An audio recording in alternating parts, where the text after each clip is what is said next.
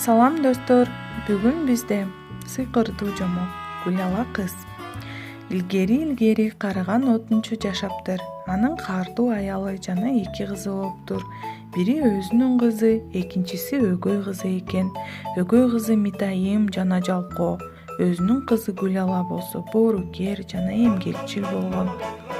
Ал эртеден кечке чейин үй шыпырып, кир жууп, тамак даярдап, такыр жаны тынбачу экен. Өгөй эне менен кызы болсо күзгүнүн алдында эле отуруп Гүлаланын жемелегинен башка эчтеке билишчү эмес экен. Бир күнү ошол хандыкта жашаган ханзада бардык жашоочуларды хан сарайга боло турган салтанатка чакыртат. Өгөй эне менен кызы даярдана баштайт. Гүлала да алар менен барууну суранат. Шакмар, сага хан сарайда эмне бар? Үйдө калып өз ишиңди иште деп өгөй энеси урушуп, кыз экөө кетип калышат. Гүлала тепкичке отуруп, ыйлап кала берет. Ыйлап отурса эле кайдан жайдан чокундурган периште энеси пайда боло калат. Ал Гүлаланын салтанатка баргысы келгенин билип, сыйкырдуу таякчасын серпип койсо эле ашкабак кооз арабага, чычкандар атка, келемиш араба кечке айланып, Гүлаланын үстүндө аябай кооп көйнөп, бутунда хрусталь туфли пайда болот. Бара кой, бирок эсиңден чыгарба.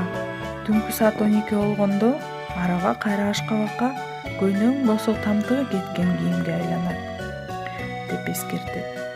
Ханзада Гүлаланы бир көрүп эле сүйүп калат.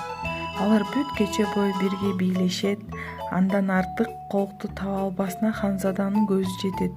Өгөй энеси, кызы экөө Ханзада тандаган сулуу кыз Гүлала экенин тааныбай калышат. Капысынан саат 12-ни кагат. Гүлала периштенин айтканын эстеп, хан сарайдан шашып жөнөйт.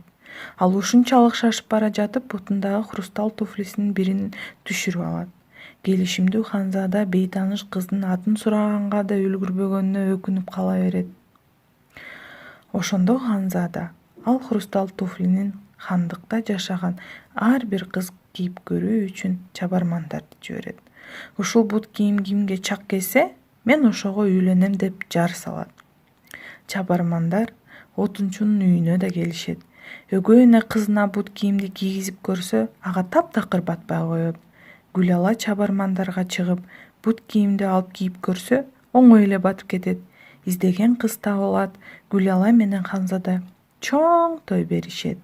Периштенин да тойго чакырууну унутушпайт. Алар бирге узак жана бактылуу жашап өтүшүптүр. Сонун керемет жомок бекен достор.